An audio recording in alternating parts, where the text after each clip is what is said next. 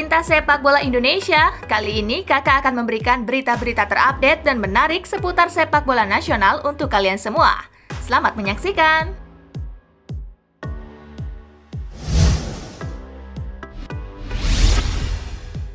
Ratu Tisa tak lagi di Komite Kompetisi AFC, PSSI kirim penggantinya.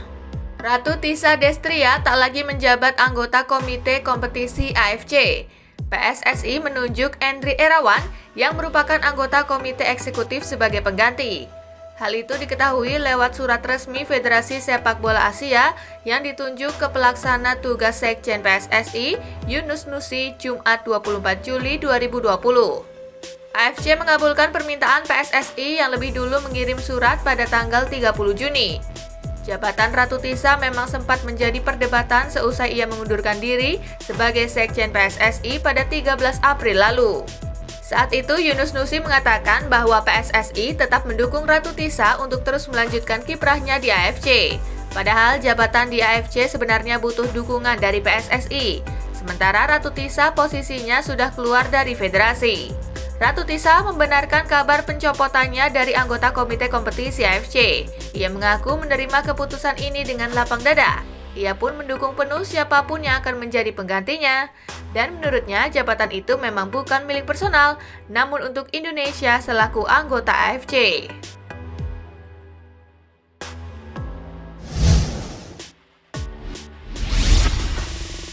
Pemain PSM lelang jersey untuk korban banjir Masamba. Dua pemain PSM Makassar, Hendra Wijaya dan M. Arfan, menggalang dana untuk korban banjir Masamba, Luwu Utara. Mereka mengumpulkan donasi dengan melelang jersey. Hendra melelang jersey tandang musim 2019 dalam acara yang dirangkaikan dengan Night Riding Komunitas Pesepeda Makassar. Sementara M. Arfan menitipkan jersey yang dipakai saat jadi juara Piala Indonesia 2019. Dari hasil lelang 3 jersey original, panitia Night Ride Charity untuk korban banjir Masamba ini berhasil mengumpulkan donasi sekitar 5,2 juta rupiah.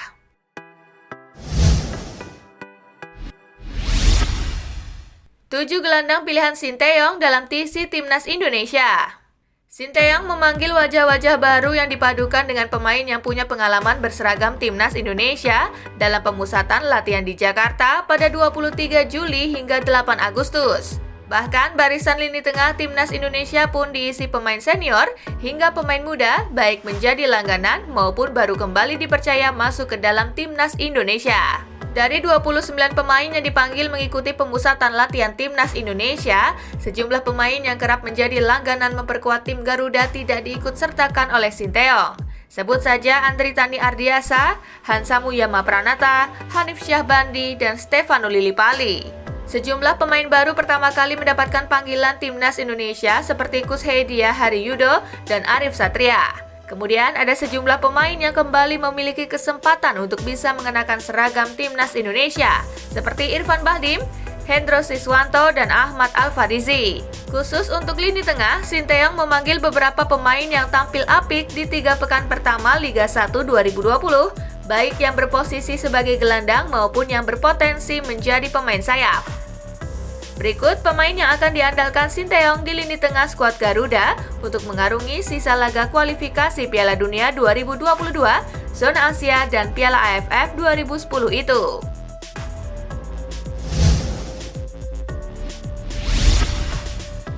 Yang pertama, Hendro Siswanto.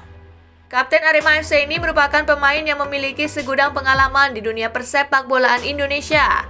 Gelandang bertahan berusia 30 tahun ini memang pantas untuk mendapatkan kesempatan lagi berseragam Timnas Indonesia.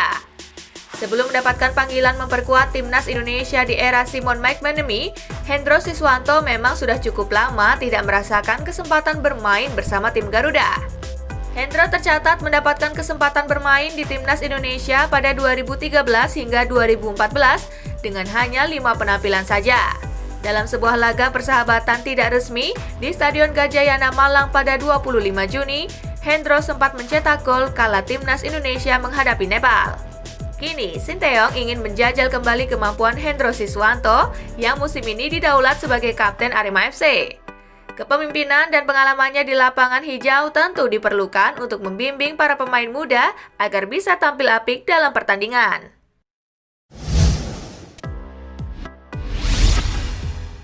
Yang kedua, Asep Berlian. Asep Berlian merupakan pemain yang cukup berpengalaman mengingat usianya yang kini sudah 30 tahun. Namun melihat catatan karirnya, Asep Berlian belum sekalipun mendapatkan kesempatan berseragam timnas Indonesia hingga saat ini. Ini merupakan kali kedua Asep Berlian menjalani pemusatan latihan di bawah asuhan Sinteyong. Pemain Madura United itu juga sudah menjalani pertama kalinya pada Februari lalu. Asep Berlian merupakan gelandang jangkar yang memiliki tipe permainan cukup agresif. Memiliki stamina yang kuat untuk menyisir area tengah ke segala arah, Asep Berlian juga terkenal tak kenal ampun ketika memotong aliran bola lawan, terutama ketika pemain tim lawan berusaha untuk menekan masuk ke area pertahanan timnya.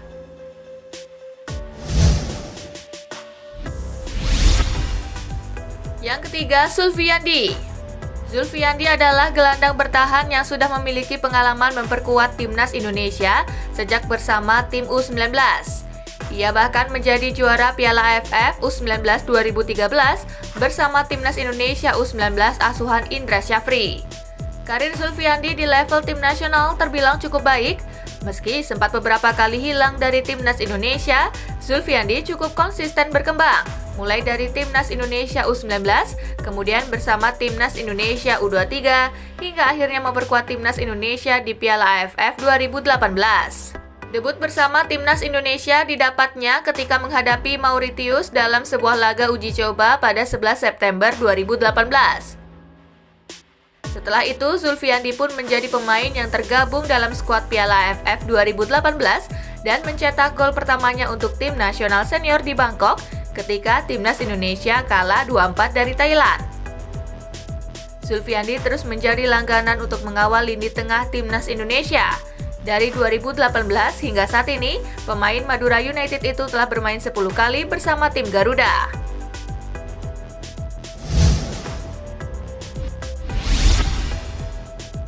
Yang keempat, Evan Dimas. Evan Dimas merupakan langganan timnas Indonesia sejak masih usia muda. Jebolan timnas Indonesia U19 yang menjadi kapten tim saat menjuarai Piala AFF U19 2013 itu sudah dipercaya untuk masuk timnas Indonesia senior pada 2014, di mana Alfred Riedel membawanya ke Piala AFF saat itu.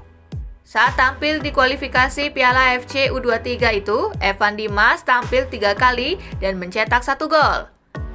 Sementara di SEA Games 2015, Evan Dimas menyumbangkan 4 gol dalam 5 pertandingan yang dimainkannya. Kecermalangan yang diperlihatkan Evan Dimas sejak Piala AFF 2014 membuat Alfred Riedel kembali membawanya masuk timnas Indonesia untuk Piala AFF 2016.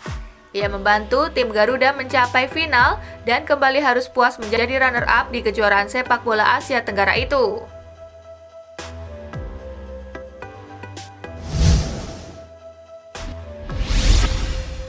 Yang kelima, Muhammad Arfan. Muhammad Arfan adalah gelandang muda andalan PSM Makassar yang pertama kali ditemukan oleh Luis Milla. Arfan pernah mendapat kesempatan untuk bermain bersama timnas Indonesia U23 dalam persiapan menuju Asian Games 2018. Debutnya bersama tim Garuda Muda diraih ketika menghadapi Suriah pada 16 November 2017. Setelah itu, Arfan juga mendapatkan beberapa menit bermain ketika timnas Indonesia menghadapi Guyana pada 25 November 2017. Namun setelah itu, Arfan belum lagi mendapatkan kesempatan untuk berseragam timnas Indonesia.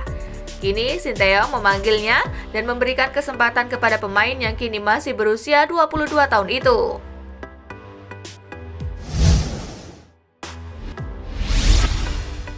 Yang keenam, Adam Alizee. Adam Alizee, gelandang berstamina kuat dengan daya jelajah dan agresivitas yang tinggi, kembali mendapatkan kesempatan untuk berseragam tim Garuda di bawah asuhan Sinteyong. Pemain yang membawa Arema FC menjuarai Piala Presiden 2017 sekaligus menyabet penghargaan sebagai pemain terbaik dalam turnamen pramusim itu, merupakan andalan lini tengah timnas Indonesia U23 pada 2015. Dalam debutnya bersama tim U23, Adam Alizee mencetak 1 gol dan 1 assist saat menghadapi Timor Leste yang berakhir dengan skor telak 5-0. Ia juga sempat kembali mendapatkan kesempatan dari Luis Milla sekembalinya timnas Indonesia U22 dari SEA Games 2017. Dalam sebuah pertandingan uji coba tidak resmi menghadapi Fiji, Adam Alizee juga mendapatkan kesempatan bermain. Namun sejak saat itu Adam Alice belum lagi mendapatkan kesempatan. Panggilan dari Sinteyong bisa menjadi momentum baginya untuk kembali berseragam timnas Indonesia dan tampil di level internasional. Yang ketujuh, Kadek Agung Widniana. Kadek Agung Widniana merupakan pemain yang masih hijau di timnas Indonesia. Pemain muda yang baru saja ikut mengantar Bali United menjuarai Liga 1 2019 itu ada dalam skuad asuhan Indra Syafri ketika timnas Indonesia U22 meraih gelar juara Piala AFF U22 2019. Namun, perannya bersama timnas Indonesia U22 saat itu memang sebatas sebagai pelapis para pemain utama di lini tengah tim Garuda Muda. Sehingga jam terbang dan pengalamannya bertanding di level internasional belum cukup banyak untuk bersaing dengan gelandang lain yang ada di daftar pemain timnas Indonesia saat ini. Namun bukan tidak mungkin Kadek Agung bisa membuktikan kualitasnya ketika bermain bersama gelandang-gelandang hebat timnas Indonesia, semisal Evan Dimas dan Sulfiandi.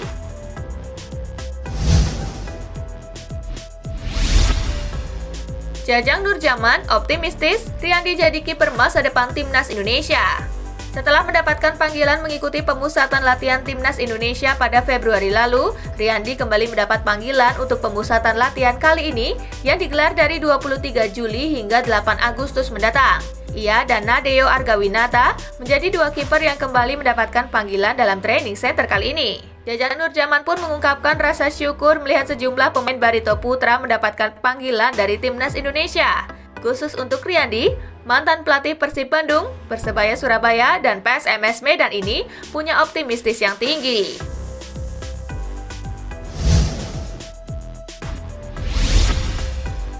Skuad inti timnas Indonesia U19 dengan kehadiran 5 pemain dari Eropa.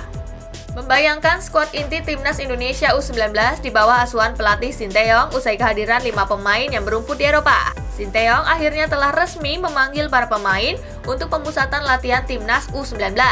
Sebanyak 46 nama dipanggil untuk timnas U19.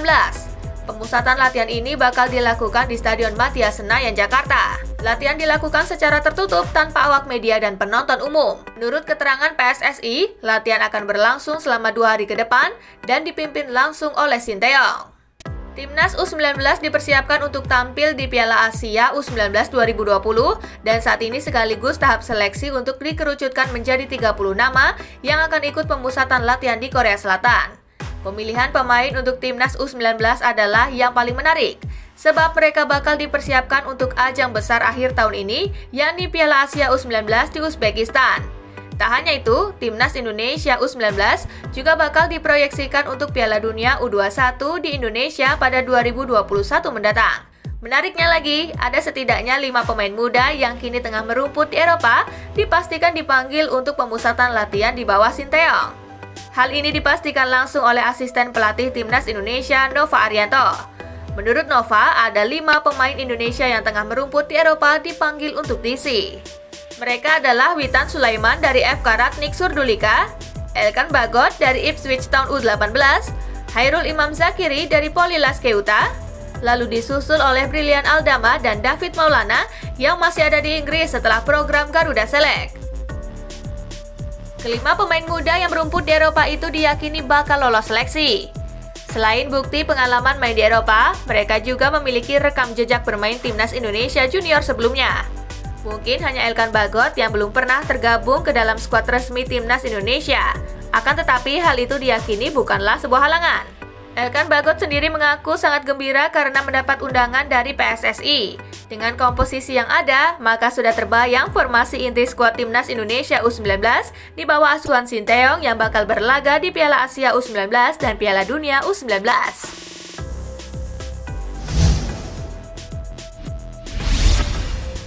Nah itulah tadi gengs, berita-berita menarik dan terupdate seputar sepak bola nasional. Simak terus ya berita-berita menarik lainnya dari Spasi Football Indonesia.